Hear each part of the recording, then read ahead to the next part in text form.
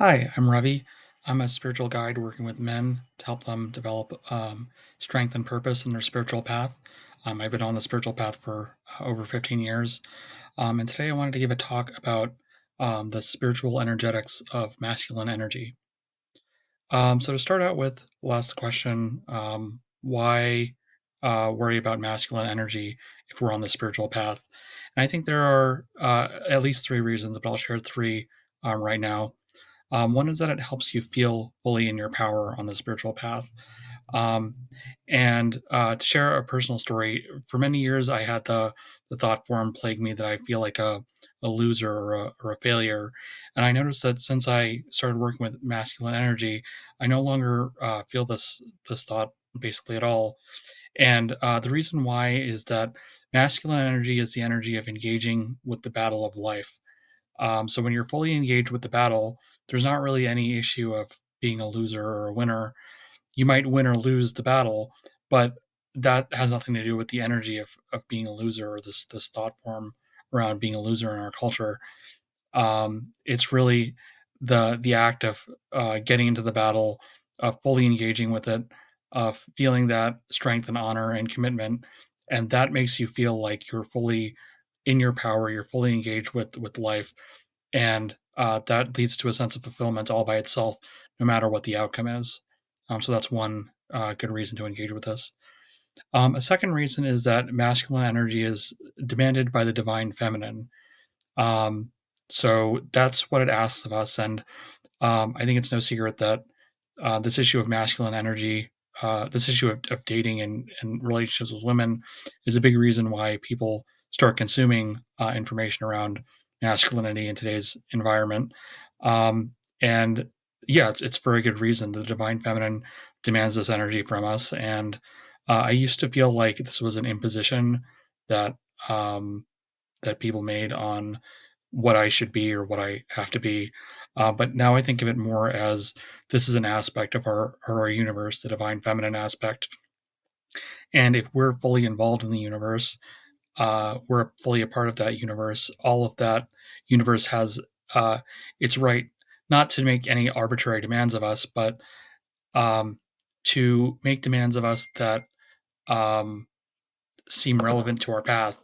If they're demands that are mutually fulfilling for us and help us rise to our own greater potential, then it's a legitimate demand, and it's one that is worth taking consideration of. So I feel that this demand for from the divine feminine for us to rise into our masculine energy is this kind of demand where it's mutually beneficial.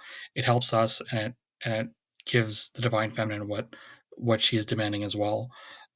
So yeah, that's the second reason. A third reason is spiritual integration. Um, so the goal of the spiritual path, or one way of thinking about it, is to integrate all the energies that are taking place in our system around a center that is devoted to the divine. So if we're a man in a male body, and there's other possibilities for that, especially in our day when we're questioning a lot of things around gender. But speaking generally, if we're a man in a male body, this masculine energy is going to be part of the energy that's coursing through our system. And if we ignore this energy, we're kind of not fully um, embodying all the energy that is relevant to us. And if we ignore it, then it becomes a part of our shadow energy, meaning that it's part still acting through us, but it's ignored. And that's when it becomes things like aggression that's not fully recognized by our system. We become aggressive towards people or angry at people when we're not really in control of it, or we start to use this masculine energy in negative ways, even though we might think we're really heart centered. So working with masculine energy is just a part of the greater project of spiritual integration. So that's kind of a spiritual argument for why we should deal with this. So that gets to the main topic of the this lecture, which is living from the core. So this is the most evocative phrase that I've come across in my investigation of masculine energy for understanding kind of what this energy is and how to work with it. And it's a phrase from David Dida's "The Way of the Superior Man," which is one of the classic books on masculinity and male spirituality. So I think it's a helpful book. It's not perfect. I was just talking with a friend the other week about some shortcomings of the book, but I think if you're interested in this topic, it's one of the classics and it's worth consulting. So this phrase "living from the core" comes up, and it's really evocative. When I came across it, I was like, "Oh wow, yeah, that really is what masculine energy is about. It's about living from your core." And I could see how there are ways in my life where I was not living up to that yet, and where I could potentially live up to that. But when I started to observe this quality in others, I started to see that it had a very high correlation with what I seem to understand as masculine energy. Those people with a great degree of what I saw as this energy, the phrase "living from the core" seemed to correlate very well with them, and the people who seemed to be weaker with that, the phrase "living from the core" seemed to apply less to them. So yeah, I encourage you to check that out in your own experience and see if that squares with your understanding of what you see as masculine energy. If you see it correlating to that phrase, but for me, it's a very evocative phrase and really helpful. But the question is, how do we actually do that? It's not really actionable. So we try to understand it and make it more concrete. Where is the core? One way of making that concrete is getting really physical and somatic with it and finding out is there, a physical correspondence to this idea of core energy. So in my investigations, I found that this core energy is located not just in the gut, but kind of at the bottom of the gut, in this area below the navel and above the genitals. This right at the bottom of our around our waistline area. So a number of different esoteric traditions have identified this area as being of importance in the human energetic system. There's the idea of the lower dantian in Chinese medicine, the sea of prana, the hara. So I'm not an expert in any of these systems. So if anybody is, you can definitely consult resources on that. But I'm just going by my own investigation, and I'd encourage you to do your own investigation into what feels like this living from the core energy. Um, so when I first started to try to inhabit this, I found that it's not necessarily comfortable to inhabit. It doesn't feel like a really solidly based um, uh, relationship I'm able to have with this area, but it feels like not quite stable yet, or not quite comfortable to fully sit in. So that reflects ways in which that core integration still needs to be developed. So if you're first still investigating this, you might find the same thing, that you might need to do some additional work with it to get it to be able to have that stability. So that's what this issue of masculine integration is all about. So that's the physical level, and I find it um, helpful not to just think about things at the physical level, because uh, I find it helpful to attach meanings to somatic sensations. Um, so if you just go from the level of somatic sensation, it's not clear how do you connect that to actual actions, to actual thoughts, to actual ways we engage with the world. So finding out that core corresponds to this area of the body is one helpful thing, but to build out how we actually live from the core, we need all these other structures in place to be able to interact with them. We need to be able to know what actions does that correspond to, what thoughts does that correspond to. So it's good to know that, somatically, physically, we need to be plugged into this area of our body. But then what do we do with that? What thoughts and actions do we take? So that's where I find it helpful to analyze the kind of meaning level of this, find the ideas that are associated with it, the ideas and meanings that are associated with it, so we can build on the physical location of it. So one way to start understanding that is to differentiate between core energy and heart energy. And this is really important in the spiritual path, because um, in the spiritual path, we often hear it stressed the importance of integrating around the heart and living from the heart. So to say that it's important to live from the core, the masculine core, that doesn't negate the fact that we need to live from the heart at all. But they're two different energies with different purposes, and we have to understand both in order to see how we integrate them or work with them together. So the heart energy is about connection to others and to the divine, whereas the core energy is more about assertion of the self and those in your tribe. So it's not about connecting so much as saying, I'm this, these are my needs, these are my purposes, this is what I am going to do in the world. And it doesn't necessarily have to be about conflict necessarily, but it is about saying that saying firmly, this is what I am, this is what I'm doing, this is this is me, and not about connecting as the heart is. Um, so, looking at the principle of action as it applies to both of these, the heart energy is one in which action emerges from care. So, there was a period of my life where I was a math tutor, and I really cared about my students, and I wanted them to learn the material, and I could feel my action of tutoring was an expression of that care that I felt for them as a tutor.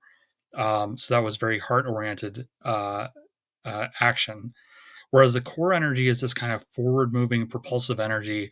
It almost doesn't even care what it's moving toward. It just wants to move forward and make progress and just go, go, go. And sometimes I have this image of a motorboat moving over a lake. So just something that has a lot of power and direction.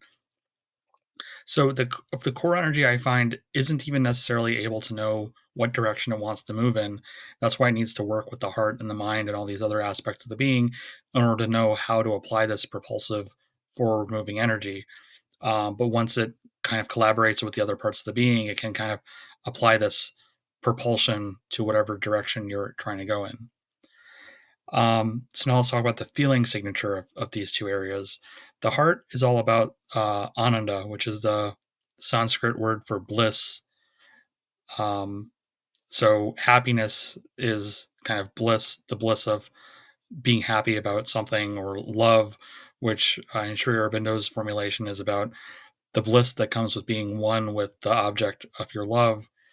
So the heart is all about feeling this bliss in all the forms of the universe or whatever it's paying attention to or resonating with. Where the feeling of the core is more of a feeling of confidence.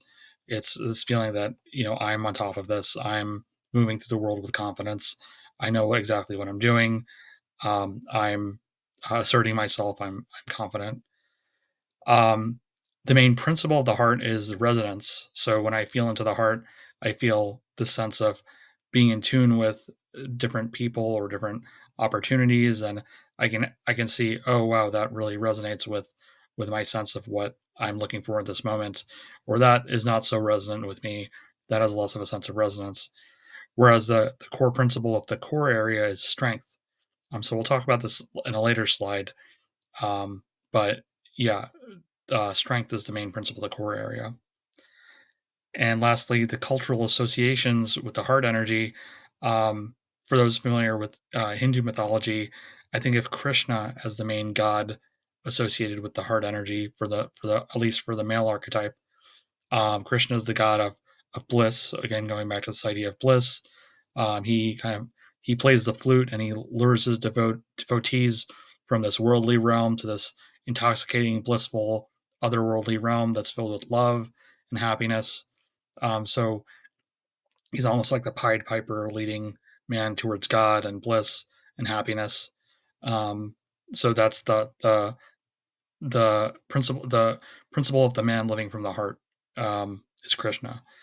Whereas the core energy is more like the god Rama.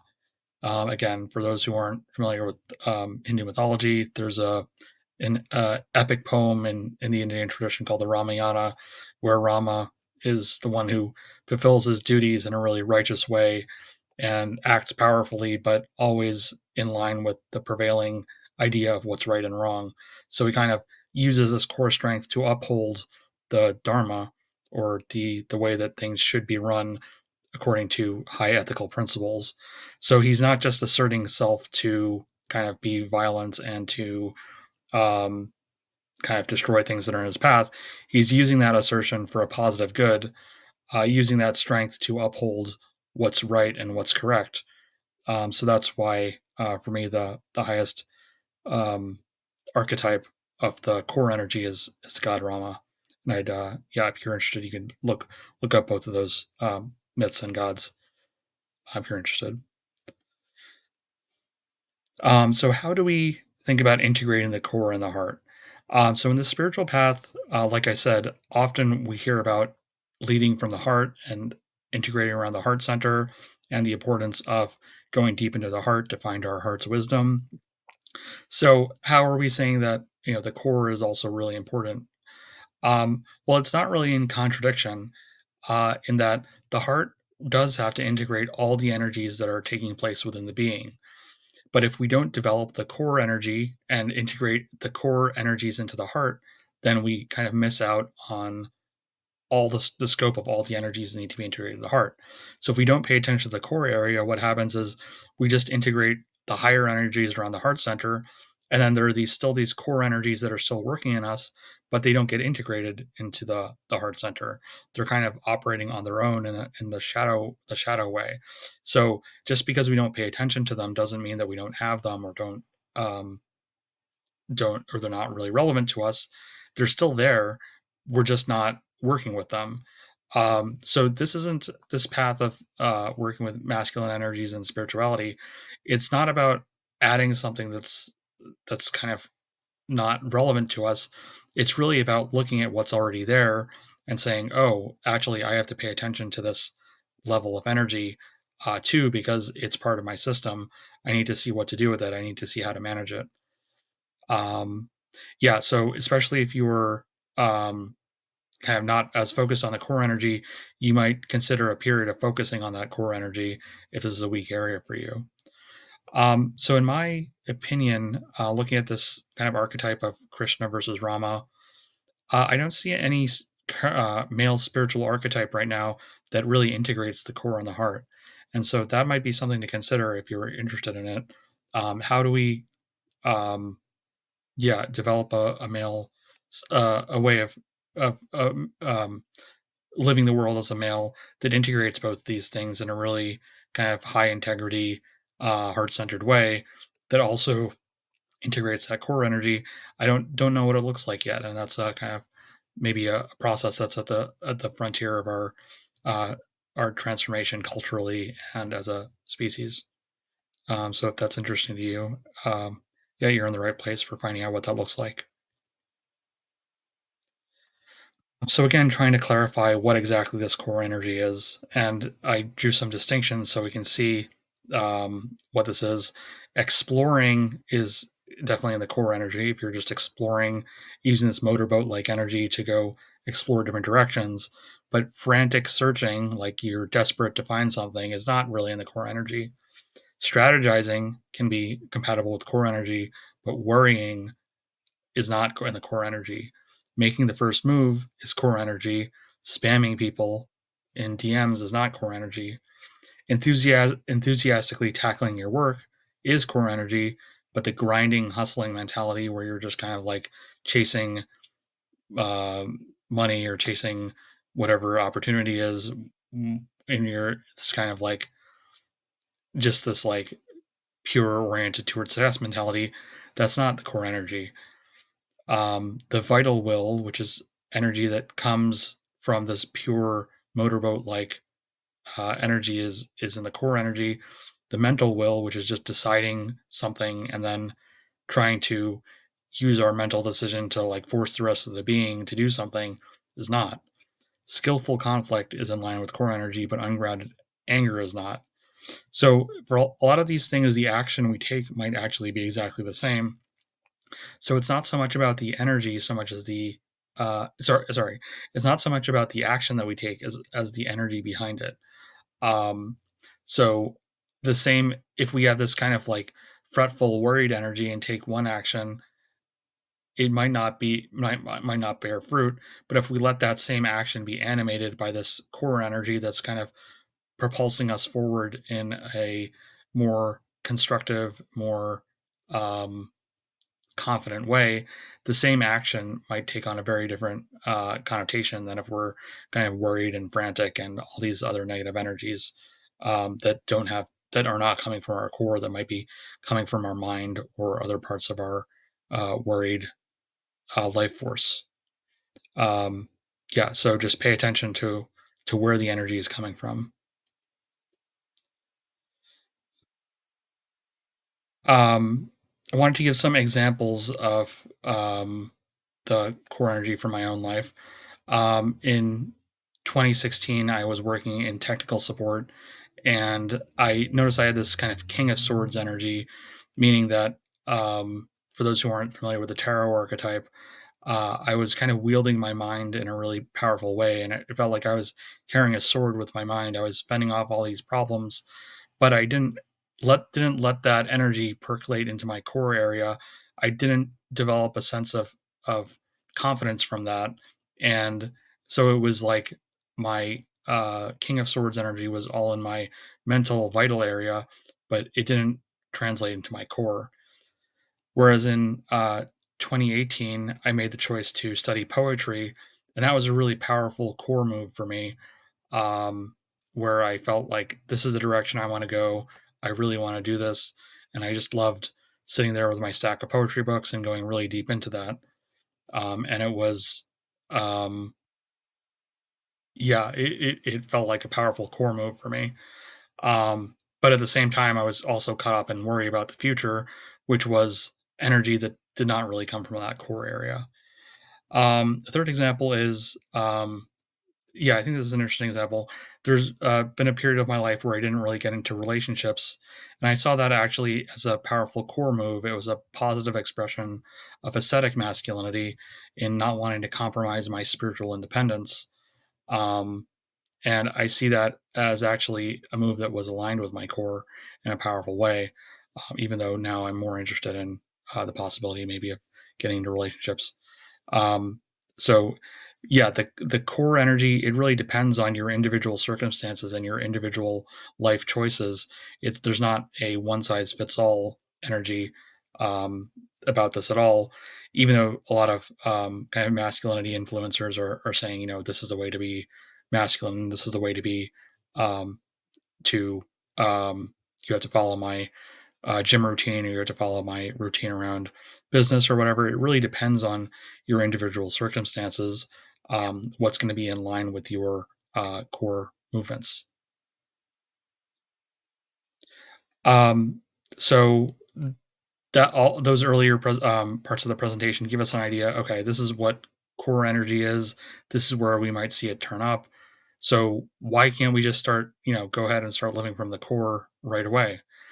And the reason why we can't start living from the core is because it's not strong enough. So the core demands a certain strength from us um, for it to be strong and powerful. It's not just in a strong and powerful state automatically, just as your any muscle that you're trying to cultivate is not automatically powerful. It needs to go through a process of discipline, of training, so it builds up the strength so it can be powerful. So living from the core is only possible once we've built up the core strength to be able to do that in a really powerful way. Um, so what is strength? No, when I say the word strength, I'm actually referring to a kind of abstract concept that is not really um, there's not really one fixed definition of it. Um, so, for example, the idea of physical strength in the age of the barbarians, it was easy to say, okay, the one who's kind of has the most core strength is the one who can physically overpower the other. So the caveman that can beat the other caveman up with a club is the more powerful one. But in our modern age, this idea of strength, it's actually closer to like a moral or spiritual strength than it is a purely physical strength. That doesn't mean that physical strength is not important. It can build up into it, and lifting weights and doing exercises can lead to this spiritual strength, but it's also possible to do those exercises and not build up any strength of character if you're not doing it in a way that kind of lets you have to have this feedback loop between your actions and your confidence or your strength of character in order for that to have the right effect. Because you hear these stories of people who go to the gym a lot and are really ripped but don't feel any more confident as a result of it. If you're not doing it in a way that builds up that feedback loop, you're not going to get that result. Um, so this is why I think it's important to see the different archetypes of how strength can develop, and then you see that even in the something like literature, you can have people that have a powerful masculine identity, even in the field of literature. There are a couple of literary figures on the current scene um, that that have that as well. And there's been talk about how writers in the early 20th century, there was this kind of image of the masculine writer, and um, so even though we don't think of that as a very like masculine thing these days, it's usually like gym and business and things like that that are more masculine, that are thought of as more masculine. It's actually really depends on, yeah, there are a lot of different possibilities, and you can see how it plays out in different people by looking at the different archetypes that are expressed. So that's yeah, at the end of the talk, I'd say for some further questions to reflect on, if you'd like, I'd think about these three. When have you felt aligned with core energy in your own life? Then, what energies do you identify as specifically not living in your core? And lastly, what concrete steps or shifts can you take this week to align yourself more with your core energy? And like I said, this is going to be different for everybody. For some people, it is just going to be, I want to go to the gym and feel like I'm gaining strength. But for other people, it might be more about doing other things that are difficult or build your character in other ways that feel difficult to you. So yeah, I hope this talk was helpful, instructive, and yeah, if you like this, like and subscribe, and I'll be sharing more insights next week. Thanks.